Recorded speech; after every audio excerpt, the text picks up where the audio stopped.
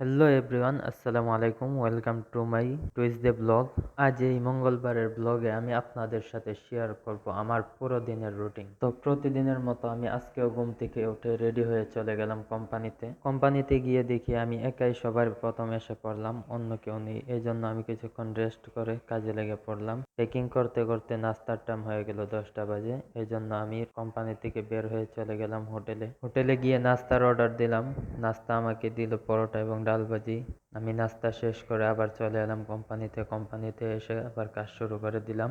কাজ করতে করতে 1টা বাজে, দুপুরের খাবার টাইম হয়ে গেল। এজন্য হাত মুখ ধুয়ে চলে যাচ্ছি রুমের দিকে। আর যেহেতু আমি শর্ট ভিডিও বানাই, এজন্য আমার পুরো কাজ ভিডিওতে দেখাতে পারি না, এটার জন্য আমি দুঃখিত। তো রুমে গিয়ে দেখি তরকারি অল্প একটু আছে, এজন্য 2টা ডিম নিয়ে ভাজি করে খেতে বসে পড়লাম। খাওয়া দাওয়ার পরে মন না চাইতেও ডেক ডেস্ক গুলা ধোয়া লাগে, এজন্য ডেক ডেস্ক গুলা ধুয়ে ফেললাম। আর একটা কথা কি, আমার যে পরে বিয়া করব, এই পরের রান্না বাড়ি না জানলেও চলবো, কারণ আমিও রাঁধতে পারি, ডেক ডেস্কেও ধুইতে পারি।